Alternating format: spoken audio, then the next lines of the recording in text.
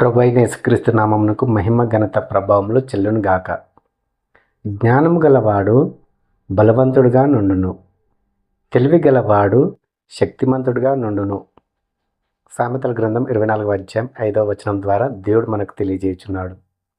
ఇక్కడ ఇద్దరు వ్యక్తులను మనం చూస్తున్నాము. మొదటివాడు జ్ఞానం గలవాడు, రెండవ వాడు తెలివి గలవాడు. మొదటివాడు జ్ఞానం గలవాడు బలవంతుడుగా ఉన్నాడు, రెండవ వాడు తెలివి గలవాడు శక్తిమంతుడుగా ఉన్నాడు. ఈ లోకంలో దేవుని బిడ్డలమైనటువంటి మనము జ్ఞానం కలిగి జీవించాలి, అలాగే బలము కలిగి జీవించాలని దేవుడు కోరుకుంటున్నాడు.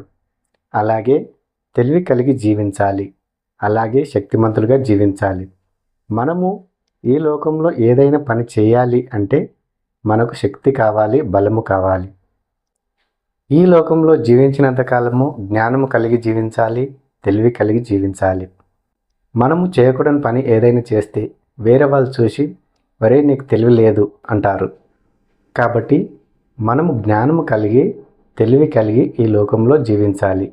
మనం ఏ పని చేసినా కానీ జ్ఞానం కలిగి తెలివి కలిగి మనము ఆ పని చేయాలి.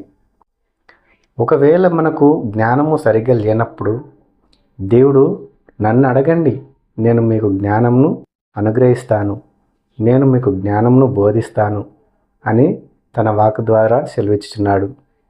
కాబట్టి ఈ లోకంలో జీవించినంత కాలము మనము జ్ఞానము కలిగి తెలివి కలిగి జీవించాలి, అలాగే బలము కలిగి శక్తి కలిగి జీవించాలి. మనం ఏ పని చేసినా కానీ వీటిని ఉపయోగించి మనం ఆ పని చేయాలి. చెడ్డ పనులకు కానీ చెడ్డ కార్యాలకు కానీ మనకున్నటువంటి జ్ఞానమును తెలివిని ఉపయోగించడానికి వీలు లేదు. బుద్ధిహీనమైన పనులు మనం చేయకూడదు, దేవునికి అసహ్యమైనటువంటి కార్యాలు మనము చేయకూడదు.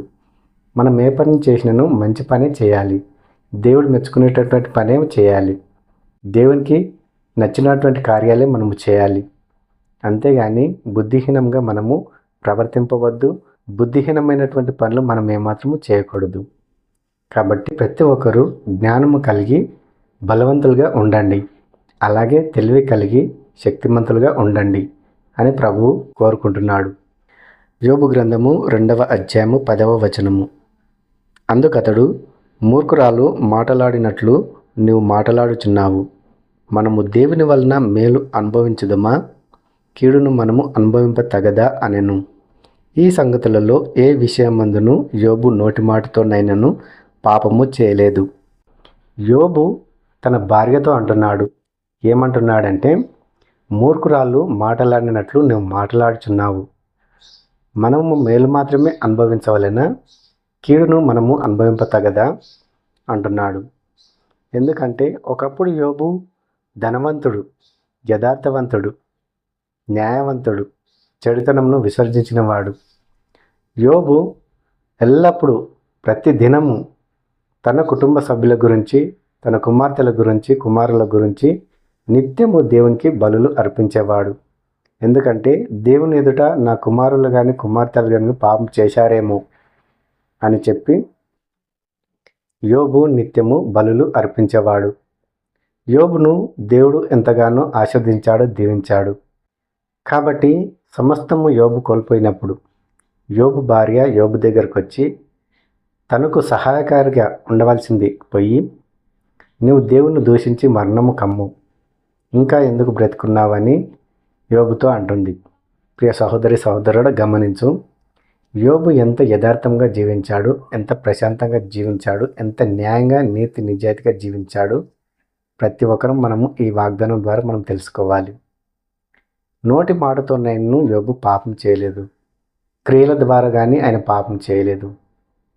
ఆయన దేవునికి మహిమకరంగా జీవించాడు, దేవునికి ఇష్టంగా జీవించాడు, జీవించినంతకాలము ఆయనకు సాక్షిగా జీవించాడు.